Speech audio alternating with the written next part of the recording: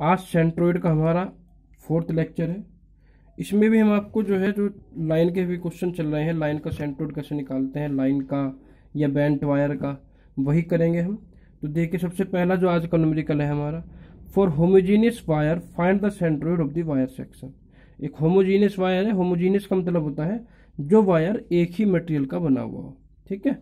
तो उसका सेंट्रोइड निकालना है। ये देखिए सेक्शन दिया हुआ है, ये देख रहे होंगे आप, नीली सी लाइन आपको नजर आ रही होगी, सी से लेकर बी तक।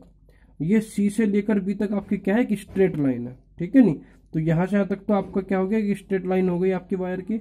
और फिर ए बी डी ये आपका एक चाप हो गया, यानी एक चाप की फॉर्म में आपके वायर को मोड़ दिया, ठीक है। नहीं तो सबसे पहले हम क्या करेंगे, देखिए आपके यहाँ पर दो एलिमेंट हो जाएंगे वायर के, एक तो जाएगा सी से बी, ठीक, और एक हो जाएगा ए बी डी।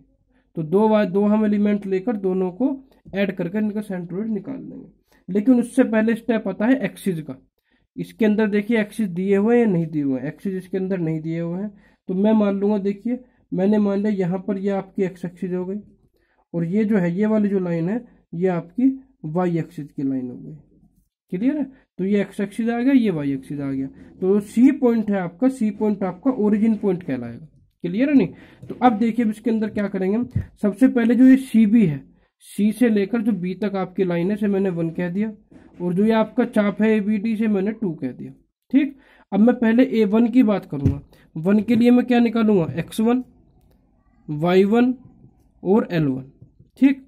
उसके बाद क्या निकालूंगा, X2 Y2 और L2, भाई इस चाप के लिए, ठीक है। नहीं सबसे पहले जब हम लाइन के लिए X1 Y1 L1 निकाल रहे हैं, तो सबसे पहले देखिए आप इसकी लेंथ कितनी होगी। देखिए यहां से यहां तक जो लेंथ है वो है 100 mm, यहां से यहां तक जो लेंथ है वो कितनी है 100 mm है। और यहां से यहां तक की लेंथ कितनी होगी, भाई देखो इस जो आपका चाप लगा हुआ है इसकी रेडियस कितनी है 50 mm। अगर ये 50 है तो ये भी कितनी होगा 50, ये भी कितना होगा 50, क्योंकि तीनों रेडियस ही तो है इसकी। तो टोटल लेंथ जो आपकी हो गई सी से लेके बी तक वो हो गई 150 mm, यानी यहां से यहां तक जो लेंथ होगी आपकी वो हो गई 150 mm, 100 + 50। तो L1 की जो वैल्यू है वो आ गई आपकी 150 mm, ठीक है। अब बात करते हैं X1 और Y1 की। देखिए इस लाइन का जो सेंट्रोइड होता है, लाइन का सेंट्रोइड कैसे निकलता है, लाइन के बिल्कुल मिडिल में, ठीक है। नहीं तो लाइन की लेंथ कितनी है 150, तो 150 का मिडिल कहाँ बैठेगा, 150 का मिडिल आपका यहाँ बैठेगा लगभग, ये हो जाएगा आपका G1, ठीक है। नहीं तो इसमें जो है जब आपका कोऑर्डिनेट, जब आपका सेंट्रोइड कहाँ आ रहा है, वाई एक्सिस पर आ रहा है, तो उस केस में आपकी एक्स की वैल्यू क्या होगी 0, यानी X1 तो आ गया आपका 0। और Y1 की वैल्यू क्या होगी, देखिए सेंट्रोइड से G1 की दूरी कितनी होगी आपकी, भाई 150 का हाफ, 150 का हाफ कितना होगा यहाँ से यहाँ तक 75, तो आपका Y1 आ गया यहाँ पर 75। तो इस तरह से आपने इस लाइन के लिए इसकी लेंथ और इसका सेंट्रोइड निकाल दिया। अब बात करता हूँ देखिए मैं चाप की। इस चाप के लिए हम कैसे करें, देखिए चाप के लिए मैंने आपको फॉर्मूले बताए थे, मैं आपको दिखा देता हूँ। देखिए यहाँ पर ये है आपका आर्क ऑफ ए सर्किल। अगर कोई इस तरह से चाप के रूप में आपने किसी वायर को मोड़ दिया तो उसकी लेंथ कितनी होगी 2r अल्फा, क्या होगी 2r अल्फा। और जो आपका यहाँ अल्फा होगा, अल्फा किस में होगा, रेडियन में, ठीक है। नहीं और इसके अंदर जो एक्स बार होगा, यानी इसका जो सेंट्रोइड होगा वो इस पॉइंट से, जहां से इसका सेंटर है उसके सेंटर से कितनी दूरी पर होगा, r sin alpha over alpha की दूरी पर, ठीक है। और ये ध्यान रखिएगा, देखिए जब ऊपर जो जो साइन अल्फा है, यहाँ तो अल्फा रखा जाएगा डिग्री में, और जो नीचे अल्फा है वो रखा जाएगा रेडियन में। हमेशा ये बात आप ध्यान रखिएगा, जब भी हम अल्फा की वैल्यू किसी, यानी जो एंगल होता है एंगल की वैल्यू किसी ट्रिग्नोमेट्री टर्म के साथ रखते हैं तो वो डिग्री में आती है। और जब भी किसी एंगल की वैल्यू हम बिना ट्रिग्नोमेट्री के साथ रखते हैं, यानी सिंपल एंगल रखते हैं, जैसे ये अल्फा हो गया यानी 30 डिग्री 60 डिग्री इस तरह से, तब पहले हम उसे रेडियन में चेंज करेंगे, तब उसकी वैल्यू को रखेंगे। क्लियर है। तो ये ध्यान रखिएगा आप हमेशा। तो सबसे पहले देखिए इसका हम आर्क का कैसे निकालेंगे। देखिए मैंने सबसे पहले आपको बताया कि इसकी लेंथ कितनी होगी, इसकी लेंथ का फॉर्मूला होगा 2r अल्फा, ठीक है। तो 2 इंटू आर कितनी है 50, और अल्फा कितना है, अल्फा है आपका 30 डिग्री। जब 30 डिग्री को मैं रेडियन में चेंज करूंगा तो कितना आ जाएगा π/6, क्या आ जाएगा π/6 आ जाएगा, क्योंकि आपको पता होगा कि रेडियन को में कैसे चेंज करते हैं, ठीक है। नहीं रेडियन में कैसे कैसे चेंज करेंगे, जैसे 30 डिग्री है तो 30 डिग्री को मैं लिखूंगा यहाँ पर 30 इंटू π/180, ठीक है। नहीं इस तरह से चेंज करेंगे तो 30 से 180 डिवाइड हो जाएगा कितने बार 6 टाइम, तो यह आ जाएगा π/6। इस तरह से हम डिग्री को रेडियन में चेंज कर सकते हैं π/180 की मल्टीप्लाई करके। ठीक है, तो यहाँ पर जो L2 की वैल्यू आपकी आएगी निकल के, वो आएगी 52.36 mm। यह आ गया आपका L2। ठीक है, अब इसके बाद देखिए इसका x2 और ये y2 ये कैसे निकलेगा। देखिए अब मैंने बताया था इसका सेंट्रोइड कहाँ होगा, यहाँ से ऊपर होगा। कितनी दूरी पर, मान लीजिए ये हो गया G2। अब यहाँ से यहाँ तक की जो दूरी होगी वो कितनी होगी, यहाँ से यहाँ तक की दूरी आपकी होगी r sin α/α। ठीक, तो यानी ये जो G2 पॉइंट आया है, ये G2 पॉइंट भी कहाँ आया है, ये G2 पॉइंट आपका y एक्सिस पर आया है। अगर G2 पॉइंट आपका y एक्सिस पर आया है तो x2 की वैल्यू तो 0 हो गई। ठीक है नहीं, और y2 की वैल्यू देखिए कितनी होगी भाई, यहाँ से देखेंगे ओरिजिन से दूरी, तो ओरिजिन से यहाँ तक दूरी कितनी हो गई भाई, यहाँ से यहाँ तक हो गई आपकी दूरी 100। ठीक, और प्लस प्लस क्या आएगा, प्लस आपका जो फॉर्मूला है, यानी यहाँ से यहाँ तक की जो डिस्टेंस है वो कितनी है, वो है r sin α/α, r sin α/α, ये r है ऊपर। ठीक है नहीं, तो ये आ जाएगा आपका 100 प्लस r की वैल्यू कितनी है 50 और sin 30 ओवर क्या आ जाएगा, ओवर आ जाएगा आपका π/6। क्लियर है, तो यहाँ से हम y2 की वैल्यू कैलकुलेट कर लेंगे। नीचे रख देता हूँ, देखिए मैं ऊपर जगह नहीं बची यहाँ पर, तो y2 की वैल्यू यहाँ पर कैलकुलेट करने के बाद आपकी आएगी 147.74 mm। क्लियर है, तो ऊपर से वैल्यू कैलकुलेट करके y2 की यह मैंने यहाँ रख दी। ठीक है, तो यहाँ पर x2 भी निकल गया, y2 भी निकल गया, L2 भी निकल गया। अब दोनों वायर को क्या करेंगे, दोनों वायर को आपस में जोड़ देंगे। जब जोड़ेंगे तो सेंट्रोइड का आएगा, देखिए आपका x bar is equal to L1x1 plus L2x2 over L1 plus L2। ठीक है, तो L1 की वैल्यू कितनी है 150, x1 की 0, L2 की कितनी है, L2 है आपका 52.36 और x2 है आपका 0। ठीक है, और ये L1 प्लस L2 आ गया आपका। अब आप देखिए ऊपर x1 भी 0 है और आपका x2 भी 0 है, तो अगर x1 x2 आपका 0 होगा उस केस में आप डायरेक्ट x बार को 0 भी रख सकते हैं। क्लियर है, अगर आपका x1 x2 या सारी की सारी जो भी x की वैल्यू आई है वो 0 आई है, उस केस में आपका x बार भी 0 ही आएगा। अब देखिए y बार की बात करते हैं, y बार क्या आएगा आपका L1 y1 plus L2 y2 upon L1 plus L2। ठीक, तो L1 की वैल्यू क्या है देखिए 150 इंटू y1 क्या है 75 आपका, प्लस L2 कितना है आपका 52.36 और y2 कितना है 147.74। ऊपर से वैल्यू उस फॉर्मूले के अंदर रख दी मैंने सारी, और वहाँ से क्या निकाल लिया मैंने, वहाँ से मैंने निकाल लिया आपका y बार। तो यहाँ पर y बार की जो वैल्यू आपकी आएगी वो आएगी आपकी यहाँ पर निकल के 93.82 mm। तो यह आ गया आपका यहाँ पर y बार। तो इस तरह से आप देखिए बड़ी आसानी से x की वैल्यू y की वैल्यू निकाल सकते हैं। तो इस तरह से हमारा ये न्यूमेरिकल पूरा हुआ। अब मैं देखिए आपको दिखा भी दूंगा कि आपका सेंट्रोइड यहाँ लोकेट कहाँ कर रहा है, क्योंकि ये जानना भी जरूरी है। जब हम मूवमेंट ऑफ इनर्शिया के न्यूमेरिकल करेंगे तब आपको ये चीज़ समझ में आएगी कि लोकेट करना हम क्यों देखते हैं। देखिए x बार तो 0 है, x बार अगर 0 है इसका मतलब यह है कि आपका सेंट्रोइड y एक्सिस पर होगा। क्लियर है नहीं, क्योंकि इस ओरिजिन से हम x डायरेक्शन में तो चले ही नहीं बिल्कुल भी, और y में कितना चले 93.82। ठीक, तो यहाँ से यहाँ तक डिस्टेंस कितनी है देखिए 100, और यहाँ से यहाँ तक कितनी है 75, तो यानी यहाँ बीच में कहीं काम करेगा आपका G पॉइंट। तो ये आ जाएगा आपका यहाँ पर सेंट्रोइड किसका, इस पूरे सेक्शन का। तो इस तरह से आपका ये न्यूमेरिकल पूरा हुआ। अब नेक्स्ट न्यूमेरिकल की ओर बढ़ते हैं। देखिए नेक्स्ट न्यूमेरिकल देखिए आपका यह है, determine centroid of wire bent in form a number 5 as shown in figure with respect to given axis. ठीक है, इसने क्या कहा है, हमने एक वायर को एक 5 नंबर की फॉर्म में इस तरह से मोड़ दिया। ये आपको 5 बना हुआ नजर आ रहा होगा। ठीक है नहीं, और इसने जो एक्सिस दिए हैं, ये एक्स एक्सिस दिया है, ये वाई एक्सिस दिया है। उसने कहा है कि इस एक्सिस के अकॉर्डिंग ही आप क्या करें, आप इसका सेंट्रोइड निकालें। ठीक है, तो देखिए अब इस तरह से जब दिया हुआ है तो ऐसे ऐसे कैसे सेंट्रोइड हम निकालेंगे इसका। सबसे पहले तो देखिए मैं बात करता हूँ, ये आपका एक्स एक्सिस हो गया, ये आपका वाई एक्सिस हो गया। ठीक है नहीं, तो आपका जो वायर बना देखिए, एक तो ए बी आ गया, इसे कह दूंगा मैं 1 ए बी। ठीक है, ये हॉरिजॉन्टल लाइन हो गई। फिर ये मुड़ गया तो बी से डी तक आपका ये वर्टिकल वायर हो गया, इसे मैं 2 कह दूंगा। ठीक है नहीं, फिर ये जो बना हुआ है देखिए, ये क्या है आपका, ये सर्किल पूरा नहीं है, ये सर्किल आपका पूरा नहीं है। तो मैंने क्या किया, देखिए मैंने इस तरह से डैश डैश करके इस सर्किल को पूरा कर लिया। ठीक है, ऐसे डैश डैश करके सर्किल को मैंने पूरा बना लिया। अब मैं क्या करूंगा, देखिए इस वायर के अंदर ये वायर जोड़ दूंगा, 1 के अंदर 2 जोड़ दूंगा, और ये सर्किल जो है जो मैंने 3 कह दिया, ये सर्किल क्या हो गया आपका 3, और इसके अंदर क्या ऐड कर दूंगा, पूरा सर्किल ऐड कर दूंगा। लेकिन जब मैंने इसके अंदर पूरा सर्किल ऐड किया तो आपने ध्यान दिया होगा कि पूरा सर्किल ऐड करते समय मैंने ये पोर्शन जो है, ये जो डैश डैश वाला पोर्शन जो मैंने अभी ऐड किया था, ये एक्स्ट्रा जोड़ दिया। ठीक है नहीं, तो फिर मैं क्या करूंगा, पहले 1 में 2 ऐड करूंगा, 2 में 3 ऐड करूंगा। ठीक है नहीं, तो 3 में ऐड करते समय ये एक्स्ट्रा ऐड हो गया। ठीक है नहीं, तो बाद में मैं इतने ही पोर्शन को माइनस कर दूंगा।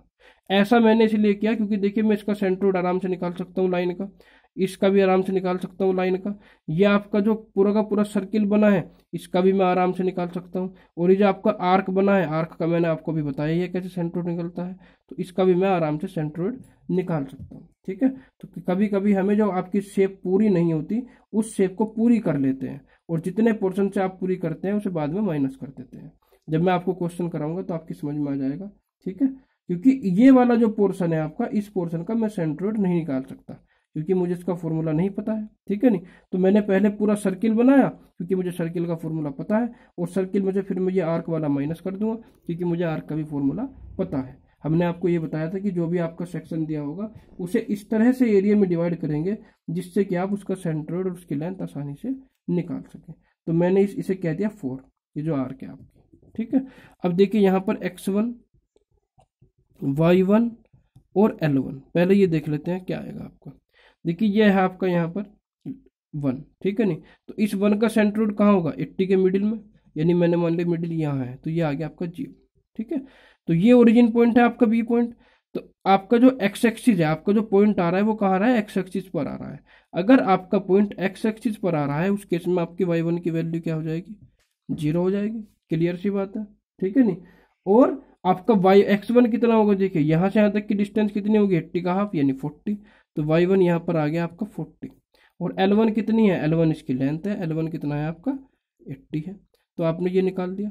अब इसके बाद आप क्या निकालेंगे, x2, y2 और L2। 2 क्या है आपका, 2 है BD, जो आपका वर्टिकल वायर है BD, ये आपका जो है 2 ये कहलाएगा। तो BD का सेंट्रोइड कहाँ होगा, बिल्कुल मिडिल में, यानी ये हो गया G2 आपका, यानी 50 के मिडिल में होगा। अब ये आपका y एक्सिस है, यानी आपका सेंट्रोइड y एक्सिस पर आ रहा है, तो y एक्सिस पर आ रहा है तो उस केस में आपका x की वैल्यू 0 हो जाएगी, और y की वैल्यू कितनी होगी, 50 का हाफ, 50 का हाफ कितना है 25, तो y2 की वैल्यू आ गई आपकी 25। ठीक, और L2 इसकी टोटल लेंथ कितनी आ गई आपकी, यहाँ से यहाँ तक कितना है 50, तो L2 आ गया आपका 50। यहाँ पर सारी की सारी डायमेंशन ही mm में है। ठीक है नहीं, ये ध्यान रखिएगा, मैं यहाँ mm लिख नहीं रहा हूँ, लेकिन सारी की सारी डायमेंशन आपकी mm में ही होगी। अब बात करते हैं देखिए x3 की, y3 की, x3, y3 और L3। x3, y3, L3 क्या होगा, देखिए जो आपका सर्किल होता है, सर्किल का सेंट्रोइड कहाँ होता है, मैंने आपको पहले भी देखिए बताया था, सर्किल का सेंट्रोइड उसके बिल्कुल सेंटर में होगा जहां से आपका सर्किल ड्रॉ किया गया है। ठीक है, और लेंथ होगी इसकी 2πr। तो अब देखते हैं, देखिए सर्किल का सेंट्रोइड कैसे निकालेंगे। ये है O, ये आपका सेंट्रोइड है किसका, सर्किल का, ये है आपका G3 जो O पॉइंट है। अब इस पॉइंट के कोऑर्डिनेट कितने होंगे, देखिए आप, यानी ये जो कोऑर्डिनेट होंगे, यानी एक्स एक्सिस पर आपको यहाँ से यहाँ तक डिस्टेंस कवर करनी पड़ेगी, यहाँ से लेके यहाँ तक, भाई यही तो है एक्स डिस्टेंस, भाई ये वाई एक्सिस हो गया, तो वाई से हम एक्स की तरफ कितना चले, यहाँ से ये लेके यहाँ तक। अब ये टोटल कितना होगा ये देखना पड़ेगा।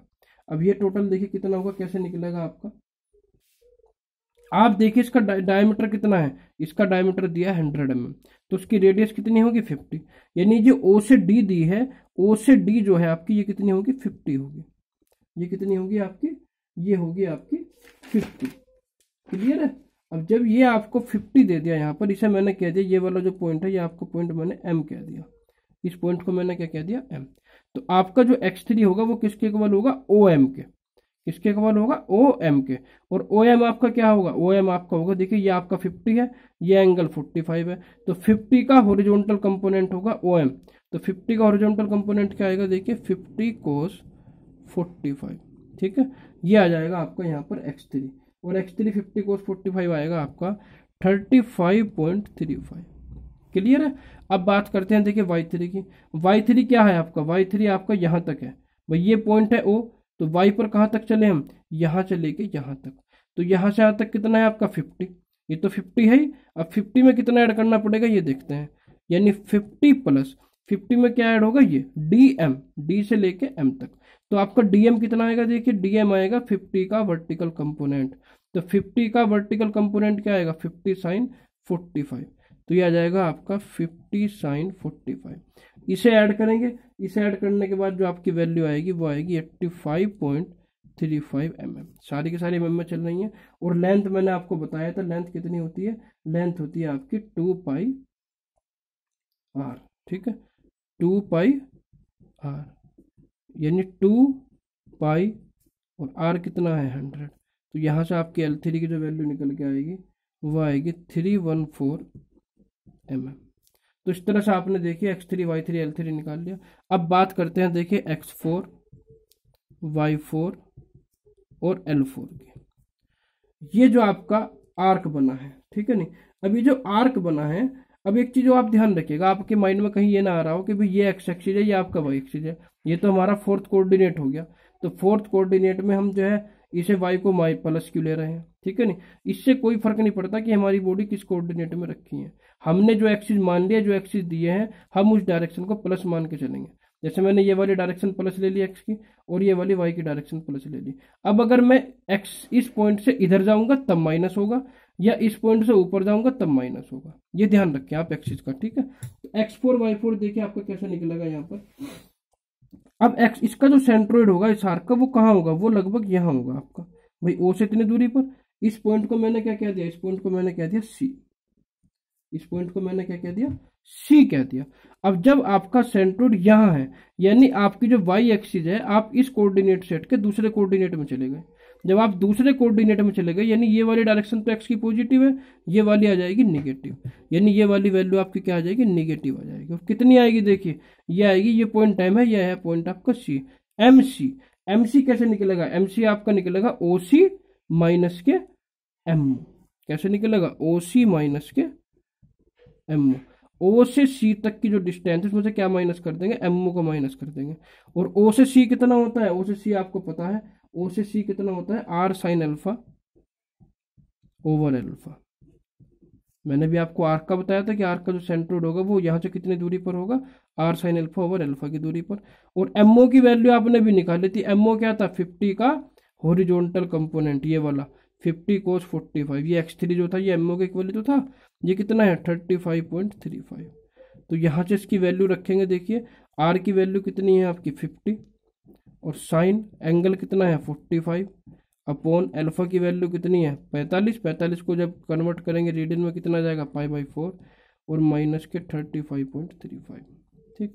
तो यहाँ से जो एक्स बार की वैल्यू, x4 की वैल्यू आपकी निकल के आएगी, वो आएगी आपकी माइनस के 9 पॉइंट, ये माइनस भी चलेगा साथ साथ क्योंकि बाहर माइनस है आपका, माइनस के 9.66, ये आ गई आपकी x4 की वैल्यू, ठीक है। अब बात करते हैं देखिए y4 की वैल्यू की। y4 की वैल्यू क्या होगी आपकी, y4 आपका यही है इसी एक्सिस पर, यानी ये bd प्लस के dm, bd प्लस के dm, ये bd प्लस dm आपने यहाँ भी निकाला था देखिए, यानी 50 प्लस के 50 साइन 45, ये एज इट इज रहेगा यहाँ पर, तो ये आ जाएगा आपका 85.35, ठीक है।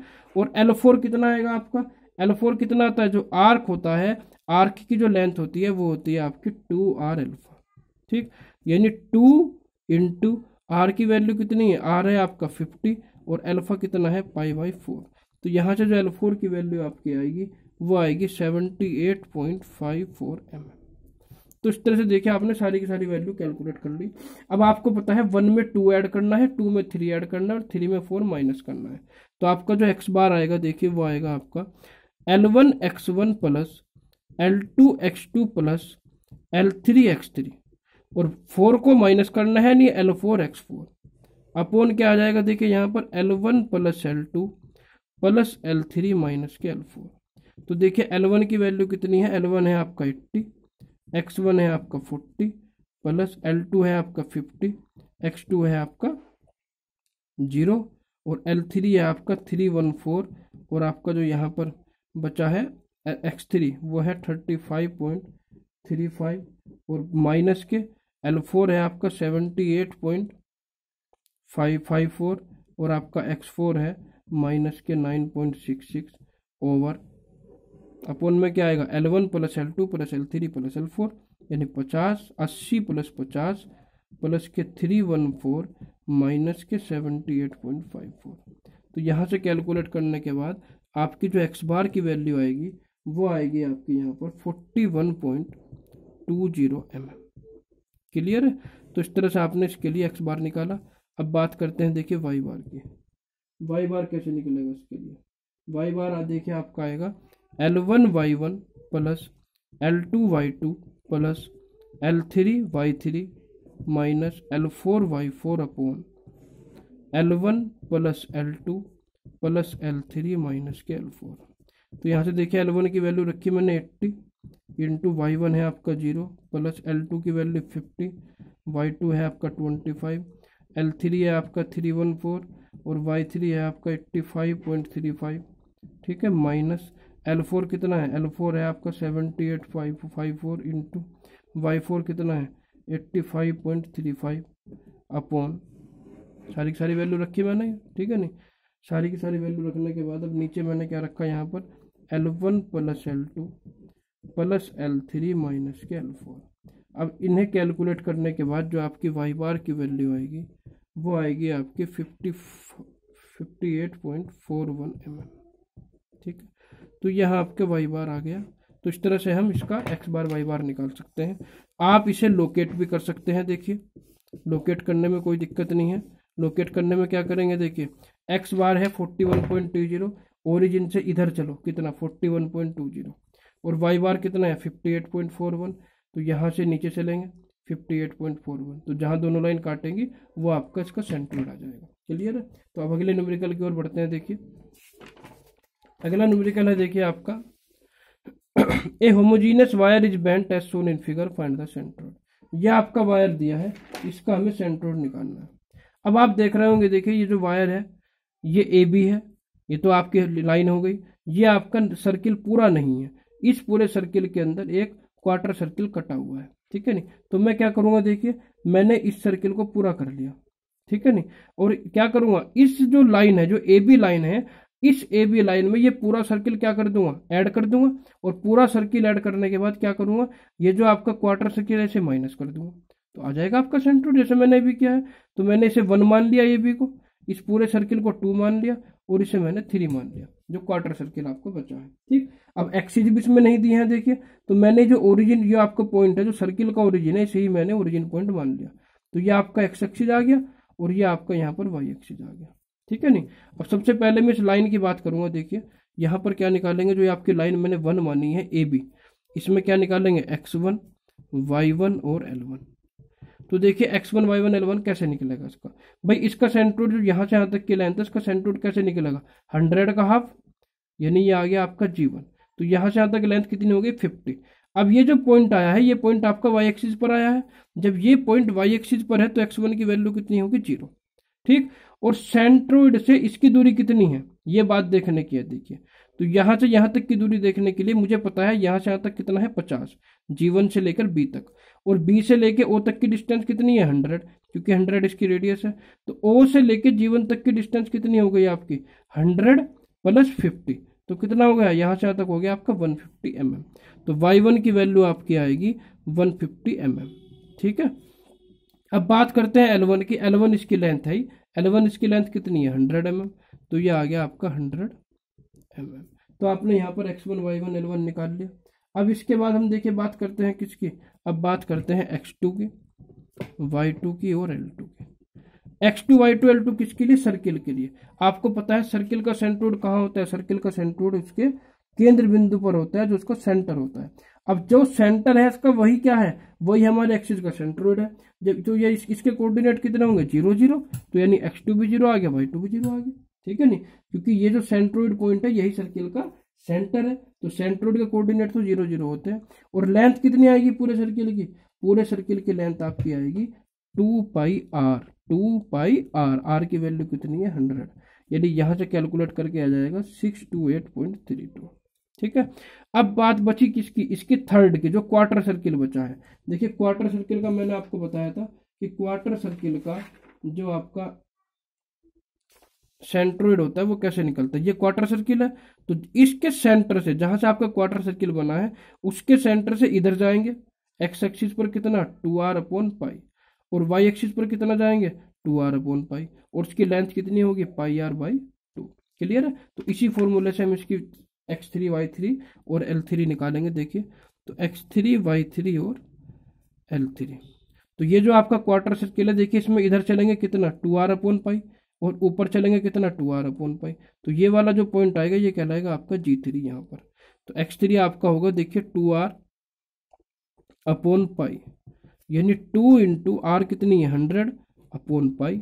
ऐसी y3 कितना आएगा, क्योंकि यहाँ से यहाँ तक की डिस्टेंस होगी ओरिजिन से 2r/पाई, और यहाँ से यहाँ तक भी कितनी है 2r/पाई, यानी 2r/पाई कितना आ जाएगा देखिए 2 इंटू 100/पाई, और L3 कितना आ जाएगा, L3 है आपका πr/2, यानी पाई इंटू 100/2। तो इन तीनों वैल्यू को कैलकुलेट करेंगे। देखिए यहाँ पर तीनों वैल्यू को कैलकुलेट करने के बाद जो आपका x3 आया, x3 आपका आया 63.66 mm। ठीक है। और ये जो y3 आपका आया, y3 भी आपका आएगा 63.66 mm, क्योंकि सेम है दोनों।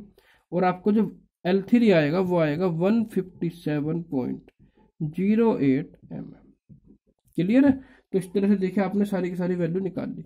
अब आपको पता है देखिए 1 के अंदर 2 तो ऐड करना है और 3 को माइनस करना है, क्योंकि जब मैंने 2 ऐड किया तो ये वाला पोर्शन मैंने एक्स्ट्रा ऐड कर दिया, यानी 3 को अगर मैं माइनस कर दूंगा 2 में से, तो आपका ये जो ब्लू लाइन दिख रही है यही बचेगा आपका। ठीक है नहीं।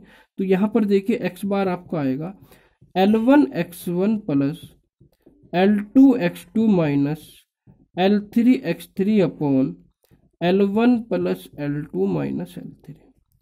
वैल्यू रखिएगा, देखिए L1 की वैल्यू है 628.32, x1 है आपका 0, प्लस L2 कितना है, L2 है आपका यहाँ पर, सॉरी यहाँ पर 100 आएगा आपका, यह आपका जो है गलत हो गया। यहाँ पर L1 की वैल्यू है 100 इंटू x1 की वैल्यू है 0, L2 की वैल्यू कितनी है, L2 है आपका 628.32, x2 की वैल्यू आपकी 0 है, और माइनस के जो L3 है, L3 है 157.08, और x3 की वैल्यू है आपकी 63.66।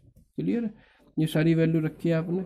नीचे आप रखेंगे L1 plus L2 minus L3, यानी 100 प्लस 628.32 माइनस के 157.08। तो यहाँ पर x बार की जो वैल्यू निकल के आएगी वो आएगी आपकी 17.50 mm। तो इस तरह से यहाँ पर आपका क्या निकल गया, x बार निकल गया। ठीक है। अब y बार देखिए, y बार क्या आएगा आपका, y बार आएगा आपका L1y1 plus L2y2 minus L3y3 upon L1 plus L2 minus के L3। तो L1y1 देखिए क्या आएगा आपका 100 इंटू 150 प्लस 628.32, y2 की वैल्यू कितनी है 0, और माइनस L3 है आपका 157.08 इंटू 63.66 अपॉन, नीचे वैल्यू आपकी आएंगी, L1 की वैल्यू आएगी 100 प्लस 628.32 माइनस के 157.08। तो यहाँ पर जो आपकी y बार की वैल्यू निकल के आएगी वो आएगी आपकी 8.75 mm। तो इस तरह से देखिए आपने दोनों वैल्यू फाइंड आउट कर ली, x बार भी और y बार भी।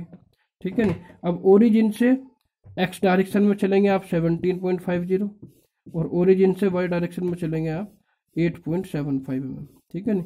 इतनी दूरी पर चलने पर जो आपको पॉइंट मिलेगा वो बॉडी का सेंट्रोइड मिल जाएगा। ठीक है ना। तो देखिए यहाँ पर, यहाँ से चलेंगे इधर 17.50, और यहाँ से चलेंगे ऊपर 8.75 mm, और जहाँ भी आपका सेंट्रोइड मिलेगा, जहाँ भी आपका पॉइंट मिलेगा वो आपका क्या कहलाएगा, बॉडी का सेंट्रोइड कहलाएगा। ठीक है। देखिए ये जो वैल्यू आपकी एक्स बार की यहाँ पर आएगी माइनस की आएगी, ये ध्यान रखिएगा, क्योंकि देखिए ये 0 हो जाएगा, ये 0 हो जाएगा, तो यहाँ पे ये माइनस की वैल्यू बचेगी आपकी 17.50। यानी जब हम इसका सेंट्रोइड निकालेंगे तो ओरिजिन से मैं इस तरफ नहीं चलूंगा, मैं इस तरफ चलूंगा, इस डायरेक्शन में चलूंगा 17.50 दूरी पर। ठीक है नहीं। और वाई में चलूंगा ऊपर की ओर, क्योंकि प्लस है तो प्लस की डायरेक्शन मेरी ऊपर की ओर है, तो वाई में चलूंगा मैं ऊपर की ओर, तब जाके मुझे इसका सेंट्रोइड मिलेगा। एक्स बार की वैल्यू माइनस ये डिनोट कर रही है कि आपको ओ की अपोजिट डायरेक्शन में चलना है, जो आपने एक्सिस माना है उससे अपोजिट डायरेक्शन में माइनस वैल्यू आपको ये शो करेगी। तो लाइन डायग्राम आपका पूरा हो गया, लाइन का सेंट्रोइड। अगले लेक्चर में हम आपको समझाएंगे एरिया का सेंट्रोइड कैसे निकलता है। तो आज के लिए इतना ही, धन्यवाद।